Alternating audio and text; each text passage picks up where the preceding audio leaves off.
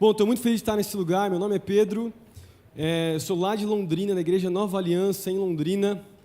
E tem uma galera de Londrina que está aí. Quem é de Londrina? O próximo, a região aí. Arapongas. Legal, bastante gente. Estou aqui com meu irmão, que é pastor também na igreja lá, de adolescentes. Sou pastor de jovens. E eu e minha esposa cuidamos dos jovens. Nós temos 3 lindos filhos que puxaram para minha esposa, graças a Deus. E o Gessé, de quase 6 anos, o Theo, de 2,5, e a Sofia, que está com 9 meses. Você percebe que é bem tumultuado ali, né? É bem junto, mas muito especial. Mas tem algo também que queima o meu coração, e eu queria compartilhar com vocês nessa manhã. Há 5 anos atrás, eu fui pastor de adolescentes durante 6 anos, e nos últimos 2 anos eu tenho pastoreado jovens.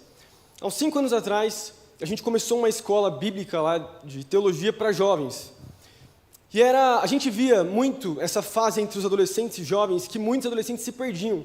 Iam para as universidades, começavam a estudar, não estavam preparados para tudo aquilo que eles iam enfrentar naquele lugar, a carga, e realmente algo violento vindo, do mundo. E a gente começou a falar, mas a gente precisa criar alguma coisa, e eu sei que tem muitas escolas bíblicas aqui nas igrejas, e a gente começou uma parada de estudo, 2 anos, na verdade, de segunda a quinta-feira, uma escola também de teologia local, livre, um curso livre. A gente tem uma conexão com a universidade também, cursos bíblicos, Antigo Testamento, Novo Testamento, várias coisas, servir na igreja também, 50 horas ali onde a galera passa servindo e vivendo a experiência da igreja local em vários ministérios, e tem sido uma experiência muito legal. Nesses últimos 5, 6 anos, a gente tem as viagens missionárias também, a sala de oração, viajamos e fazemos muitas coisas, tem sido muito especial. Mas uma das matérias que eu criei, junto ali com o corpo da igreja, os pastores, foi uma matéria voltada para a cosmovisão, uma matéria voltada para a apologética. E eu sentia muita necessidade do cristão entender, do jovem cristão entender que a cosmovisão cristã é a mais coerente possível. Não tem outra cosmovisão. Quando você olha, você tem um entendimento da origem. A gente trabalha os 4 pilares, de origem, propósito, sentido, moralidade e destino. E a gente fala a respeito de como, em termos da cosmovisão cristã, é a mais coerente. Quando você começa a encaixar e falar a respeito disso, não tem outra visão de mundo melhor que a visão cristã. E a gente apresenta também a ideia de que não é para você debater, discutir com as pessoas, mas é muito mais para você fortalecer a sua fé das suas próprias questões e questionamentos. E dessa escola, então, como eu estou falando, surgiu essa matéria. Dessa matéria eu acabei fazendo um projeto também online, que chama Antítese. Se você quiser procurar depois na internet, no Instagram, está lá, @Antítese, você vai achar, e tem vários conteúdos voltados para essa questão de apologética. Inclusive esse curso, a gente acabou transformando ele também online. Mas eu queria conversar um pouquinho sobre isso, sobre essa questão mais de cosmovisão. Eu queria falar um pouquinho sobre... Hoje nós vamos falar um pouquinho sobre identidade, principalmente. Eu queria falar sobre identidade na visão cristã. Quem nós somos, quem eu sou. De todas as nossas lutas que nós tivemos em nossa cultura nos últimos anos, a luta da questão da identidade tem sido a luta mais, talvez, travada que a gente vê hoje como geração. É ou não é verdade? Talvez a maior da nossa geração. Jovens crescem se comparando, olhando uns para os outros, tentando talvez se achar melhor ou pior, e a gente vê essa guerra até cultural, e não falo só dos cristãos, mas eu falo secularmente também. De maneira geral, existe esse conceito de a gente querer ser maior ou melhor ou relevante, de alguma maneira conseguir viver isso. E em termos de identidade, os jovens crescem entendendo, ou percebendo, ou buscando isso. É uma das lutas que existem na vida. Falando agora como jovem cristão, eu tenho 31 anos, mas eu me lembro da minha caminhada cristã quando eu era adolescente. Sou filho de pastor, neto de pastor. Meus tios são pastores dos 2 lados, tanto da parte da minha mãe quanto da parte dos meus pais. O meu avô fundou a igreja lá em Londrina em 1963, pregando nas ruas, tem toda uma história, inclusive, é bem legal. Mas eu, olhando para a minha juventude, olhando para a minha adolescência, eu lembro que eu vivi com uma carga emocional muito grande, de quem eu era. Olhando para tudo aquilo que os meus avós tinham vivido, os que os meus pais tinham passado e vivido. E filho de pastor tem essa realidade, Não sei quem aqui é filho de pastor, levanta a mão aí. Aí, uma galera. Filho de pastor normalmente tem aquele conflito de que você tem que ser o santinho, o certinho, não é verdade? você é cobrado, mas ao mesmo tempo esperam muito de você. E sempre tem aquela realidade, você lutar com quem você é. Né? Porque o pastor, além de ser sua autoridade espiritual, também lá em casa, ele conhece as falhas, conhece as dificuldades. Mas eu lembro, na minha adolescência, que eu cresci com essa questão de quem eu era. Eu me inspirava em pessoas, a gente se inspira em filmes, em séries de TV, e a gente sempre busca essa realidade. Você vai perceber que no mundo existem principalmente três pilares que as pessoas desenvolvem a sua identidade. As pessoas, normalmente, em termos seculares, elas vão desenvolver a sua identidade com base no pensar, no que elas pensam a respeito de si mesmas, na realidade do pensar, na realidade do sentir quem eu sinto que eu sou, aquilo que eu acho que eu sou, né, os meus pensamentos, sentimentos, e o que eu posso fazer. Se você vai perceber que a maioria das identidades que são construídas no mundo, em termos seculares, se baseiam nesses três pilares. E é uma realidade isso. Você pode perceber, se você for pensar nos seus amigos, pensar na faculdade, ou mesmo no trabalho, você vai conseguir enxergar essa realidade presente no mundo que nós vivemos. Mas o fato é que tanto a galera lá fora, quanto nós que estamos aqui dentro, todos nós, muitas vezes, lutamos com a questão da identidade. Todos nós, de alguma forma, muitas vezes, projetamos quem nós somos para as pessoas, para de alguma forma conseguir ou tentar agradar as pessoas, e na verdade nós não somos aquilo. Pensa num rapaz que está tentando, está flertando, está curtindo uma menina. Normalmente o cara, quando ele está boa pinta, tentando, enfim, se resolver, principalmente está mais próximo da casa dos 30 ali, ele vai projetar uma pessoa que muitas vezes ele não é, porque quer agradar. As primeiras conversas que o casal vai ter, normalmente, eles não expõem quem eles são de verdade.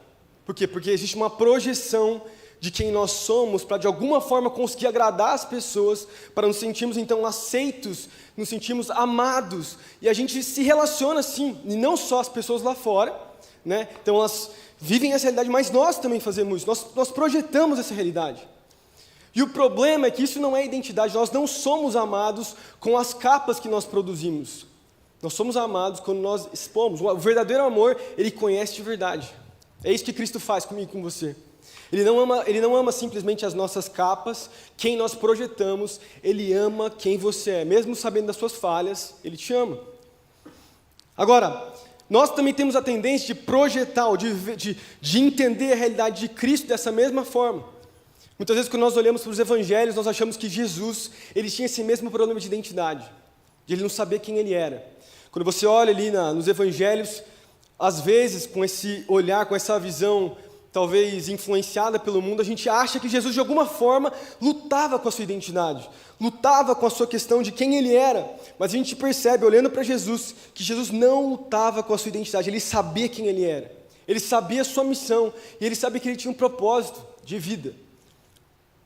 E da mesma forma, então, que Jesus entendia quem ele era, ele também, depois que ele nos salvou, ele nos chama para caminhar nessa mesma identidade, sabendo quem nós somos, entendendo quem nós somos em Cristo Jesus, não com base naquilo que nós podemos fazer, pensar ou sentir, mas em quem ele é.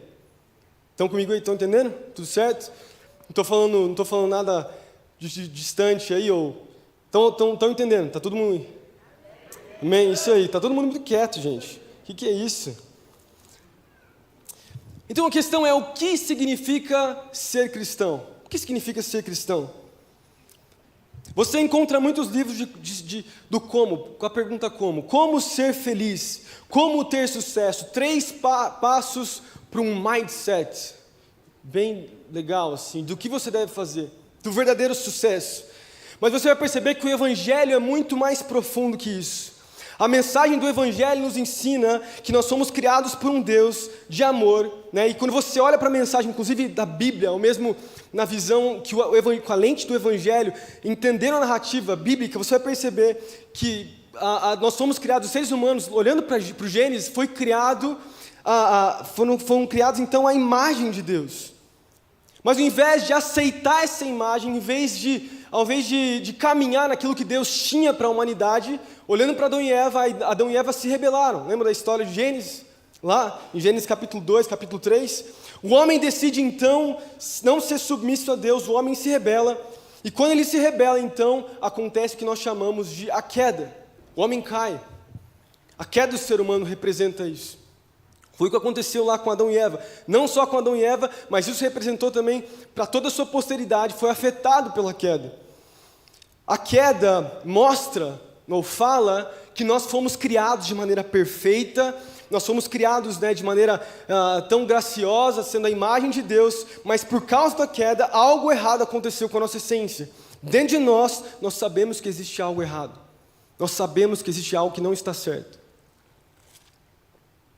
Olhamos para o mundo, para os desastres naturais, para a morte, para as doenças, os problemas nos nossos corações, e sabemos que não deveria estar assim.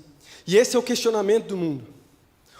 As pessoas lá fora sabem que existe algo errado com a humanidade.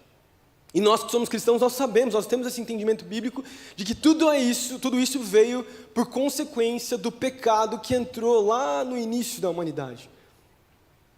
Nós sabemos esse conceito quando nós olhamos para o mundo e vendo essas coisas. Mas o ponto é que não é só até a visão cristã que apresenta de que o homem tem um problema dentro de si. Quando você olha, inclusive, para alguns dos filósofos, você vai perceber que muitos deles escreviam o ser humano também com uma problemática na sua essência. Deixa eu tentar filosofar um pouco aqui, eu gosto muito disso. Mas quando você olha, por exemplo, para Thomas Hobbes, um filósofo inglês, ali do século XVI, XVII, transição ali da Renascença para o Iluminismo, Thomas Hobbes tem aquela famosa frase, o homem, é o lobo do homem. E basicamente o que ele vai dizer no seu livro lá, o Leviatã, é que o homem ele precisa ser governado por alguém. Que o homem é mau em sua essência e de que ele precisa de alguém governando ele, porque ele vai se autodestruir. Então, ele tentava de alguma forma advogar então a favor do absolutismo e monarquia e tantas coisas que aconteciam na época. Ele vai construindo a sua narrativa, mas ele vai dizer, diferente depois de muitos filósofos ali no meio do iluminismo, que eram mais deístas ou mesmo agnósticos, que o homem é bom na sua essência. O próprio Rousseau depois vai falar que o homem é bom e que a sociedade o corrompe. No início, muitos deles já sabiam que existia um problema na humanidade. Um professor chamado Oliver Sacks, que é um livro que chama Em Busca da Paz, um agnóstico também, americano, é um médico, se eu não me engano, psiquiatra.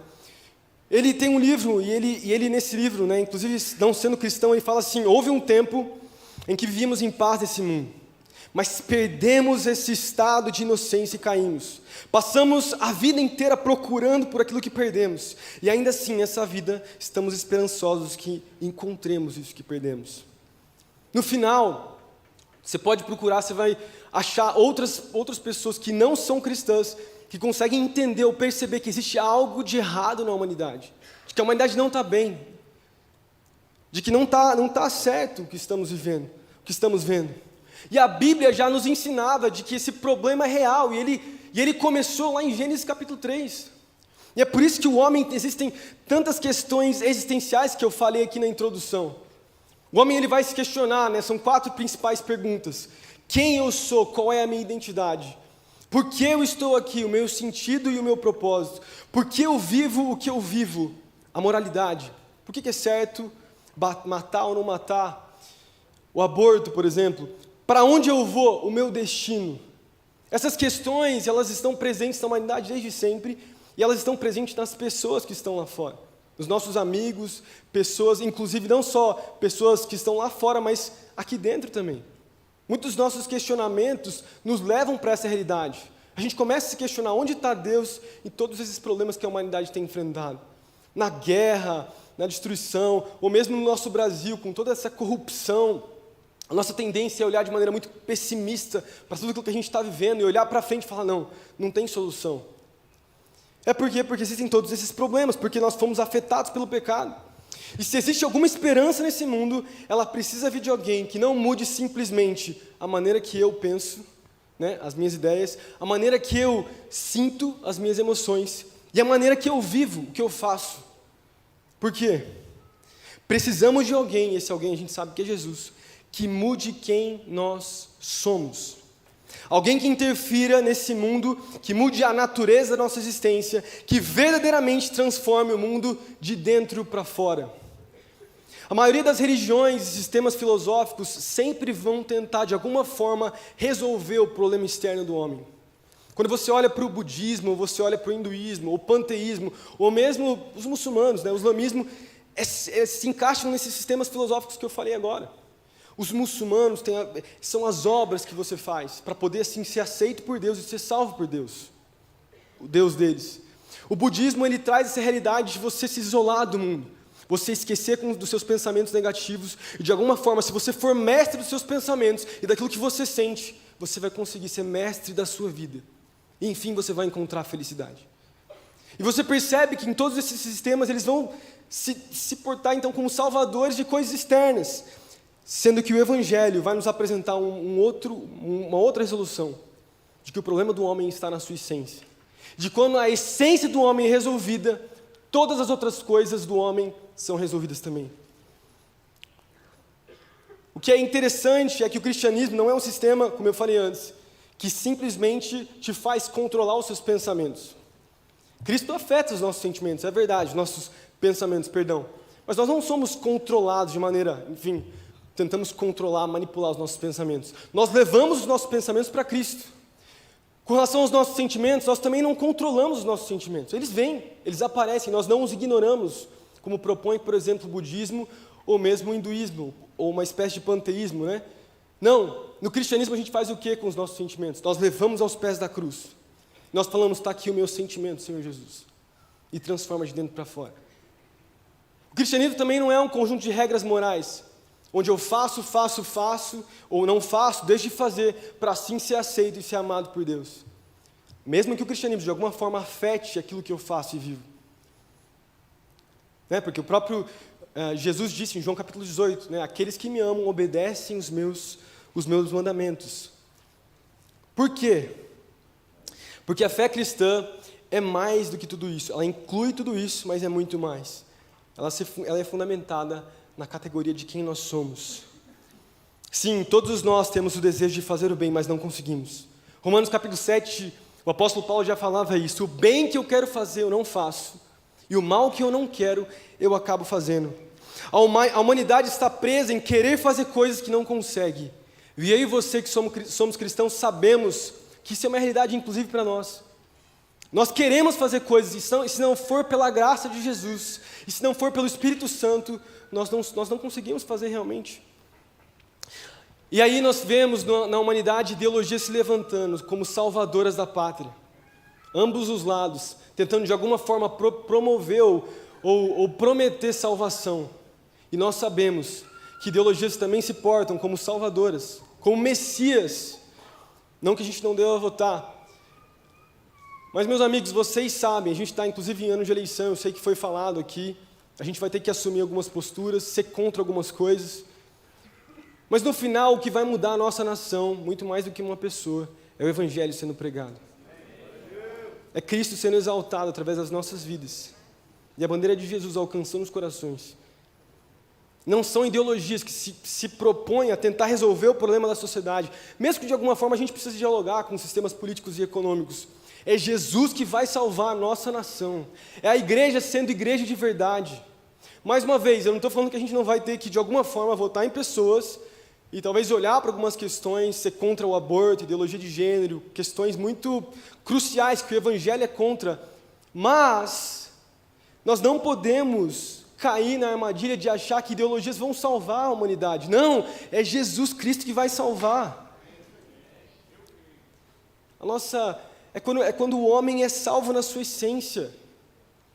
Porque vários problemas da nossa sociedade, desde racismo ou questões, se você resolve um problema humanamente, outro problema vai aparecer. Porque a nação só é salva quando pessoas são salvas de dentro para fora. Porque quando pessoas são salvas de dentro para fora na sua essência, elas começam a pensar diferente, começam a falar diferente, começam a agir diferente. Por quê? Porque Cristo habita dentro delas. E é por isso que é tão importante a pregação do Evangelho. E é por isso que nós precisamos entender a realidade de Cristo nas nossas vidas. Recuperarmos a nossa essência. E Jesus, Ele se colocou nesse lugar. João capítulo 14, versículo 6. Eu sou o caminho, a verdade e a vida. Jesus se põe no centro do sistema, do centro do homem. Ele não veio simplesmente trazer novos pensamentos, ou uma nova experiência, um novo padrão moral. Jesus veio para transformar os corações. Pensa comigo, mais uma vez, eu já falei sobre religiões aqui. Quando você olha para as outras religiões, eu estou falando isso porque o Antítese, que é o projeto que eu cuido, e a matéria que eu falo, a gente acaba comparando religiões. Não com o objetivo de depreciar ou falar mal, mas com o objetivo de comparar e perceber como o cristianismo é mais coerente e correto. Quando você olha para o budismo, você pode remover Buda, que ele não vai mudar, vai continuar lá. Buda só foi um ser iluminado. Quando você olha para o islamismo, você pode tirar Maomé da jogada, porque o próprio Maomé, no leito de cama, falou que ele pediu oração, porque ele não sabia se ia para o paraíso. Mas nós não podemos remover Jesus do cristianismo, porque ele não veio trazer um sistema, ele não veio trazer uma experiência, ele não veio trazer uma maneira de viver simplesmente, né? Ele veio como Deus para transformar quem nós somos de dentro para fora, na nossa essência. O cristianismo é mais profundo, o problema, né, é essa realidade, nós vivemos isso, nós temos a nossa natureza caída, e Jesus veio para resolver esse problema. Jesus veio para resolver quem nós somos. 2 Coríntios capítulo 5, versículo 17, portanto, se alguém está em Cristo, é nova criação. E as coisas antigas já passaram, eis que surgiram coisas novas. Nós precisamos entender essa realidade, para de alguma forma não sermos grosseiros na nossa pregação do Evangelho. A apologética também, quando eu falo, inclusive no curso, eu falo para a galera lá, não tem a ver com você debater, empurrar a goela abaixo o que o cristianismo é, ou mesmo as verdades do Evangelho, é a gente saber pregar com amor. Tem um teólogo famoso, né, que ele fala que verdade sem amor, né, perdão, verdade sem amor é brutalidade, né, e amor sem verdade é hipocrisia. Como que é o nome desse teólogo famoso? Warren Wiersbe, alguma coisa assim, se eu não me engano. E a gente precisa pregar o verdadeiro evangelho, mas em amor, a gente precisa saber dialogar com as pessoas, apresentar a realidade, porque elas estão presas às suas identidades, que não resolvem. Elas acham que se elas conseguirem então de alguma forma serem mestres dos seus sentimentos, pensamentos, ou daquilo que elas estão fazendo, elas vão conseguir viver, mas elas não vão. Nós temos a verdade do Evangelho, nós precisamos ser luz para as pessoas, entender que é o Evangelho que salva, que transforma de dentro para fora. E existe um contraponto da visão cristã. 2 Coríntios vai nos apresentar a realidade de que o cristão é uma carta viva, lembram disso? Nós somos cartas vivas. As pessoas precisam olhar para mim e para você e não perder a fé. E por que isso é tão importante na vida cristã, mesmo em termos apologéticos, né? Porque todo mundo é chamado a viver isso. Porque quando nós vamos evangelizar ou pregar a palavra, nós não podemos confundir o cristianismo com esses sistemas que eu falei antes. Pensar, sentir e fazer. Muitas vezes nós vivemos dessa maneira. E nós apresentamos esse falso evangelho, que inclusive o apóstolo Paulo vai falar. Quando nós apresentamos um falso evangelho que só quer mudar aquilo que as pessoas pensam, né, aquilo que as pessoas sentem ou fazem, qual que é o resultado disso? As pessoas são mudadas de verdade, transformadas, quando nós apresentamos essa realidade? Não, elas não são. Elas não são mudadas. Porque daí a fé cristã, ela pode ser comparada a outros sistemas religiosos. Mas o cristianismo não é um sistema religioso. Não é um sistema filosófico. Ele é muito mais profundo que isso. Porque Cristo veio salvar o homem da sua essência. O cristianismo veio trazer uma esperança para o homem. Mudar o homem de dentro para fora. Isso significa que eu e você, como cristãos, nós precisamos entender, né, o que é ser cristão de verdade.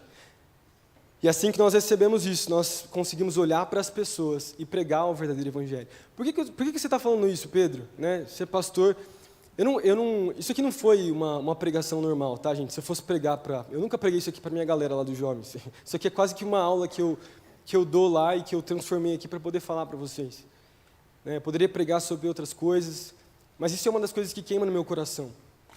Porque eu percebo muitos jovens se questionando e se perdendo, indo para as faculdades, sendo invadidos por esses pensamentos, muitas vezes não ateístas, porque inclusive foi apresentado aqui pelo Madaleno, né, ontem, como está o gráfico do Brasil nos grandes centros, e é uma realidade. Você que está na academia ou mesmo nas faculdades, sabe da inundação dos pensamentos humanistas, ateístas, e de como os jovens eles têm se deparado com isso, as questões da vida. Mas quando você olha, é isso que eu quero apresentar e que eu quero deixar muito claro nessa manhã. Não tem nada que se compara a Cristo. Não tem nada que é mais coerente, que faz mais sentido. Jesus, ele veio mudar algo profundo no homem e nada vai poder preencher o vazio. Isso é muito clichê falar, né? Mas o buraco existencial que existe no homem. Essa necessidade de olhar para todas as coisas e falar, não faz sentido, eu não fui criado para isso, eu não fui criado para destruição, eu não fui criado para maldade, eu não fui criado para essas lutas que eu vivo. Porque é verdade isso, as pessoas têm razão, todos nós somos criados para um lugar perfeito, que inclusive C.S. Lewis vai falar, nós temos saudade da nossa pátria celestial. E nós precisamos conseguir, como líderes e pastores, responder os questionamentos que os nossos jovens e nossos adolescentes têm. Antigamente, uma geração passada, talvez na minha, era muito empurrado para nós o que a gente deveria ou não viver. E não tinha internet, mas hoje as pessoas têm. Você fala uma coisa, ele vai te questionar. Ele vai vir e vai falar, pastor, como que você explica para mim a Arca de Noé? Já se deparou com uma pergunta assim? Eu lembro quando eu era líder de célula, eu tinha acho que 17 anos, e entrou um jovem na minha célula de adolescente, mas o cara morava no prédio, ele acabou entrando na minha célula. Ele ficou lá uns 2 meses. No final dos 2 meses eu descobri que no final da reunião, quando a galera ia embora, ele se reunia com a célula lá embaixo, ele começava a discutir o que não fazia sentido, que eu estava ministrando na célula. Ele trazia vários problemas, ele fazia filosofia, olha só, fazia filosofia ou psicologia também, e ele trazia vários questionamentos para a molecada de 13, 14 anos. E eu falei, cara, que sacana esse cara, velho.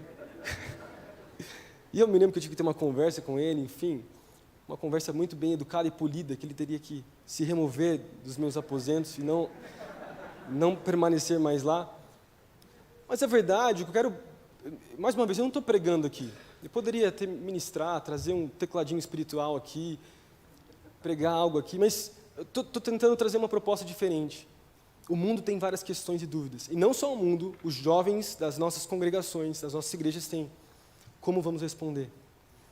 Elas vão buscar as respostas lá fora. E eles têm encontrado respostas muito plausíveis, muito coerentes lá fora. Se eu e você, nós não nos apresentarmos e mostrarmos as verdades do Evangelho, falarmos, olha só, essas questões culturais e seculares que o mundo tenta apresentar como soluções, não, o Evangelho tem base para questões de justiça social, por exemplo, para dizer, por exemplo, que o aborto é errado, questões que são tão, talvez, difíceis de lidar. Nós temos a verdade aqui conosco e nós podemos pregar a verdade da palavra e sermos verdadeiros naquilo que nós precisamos falar.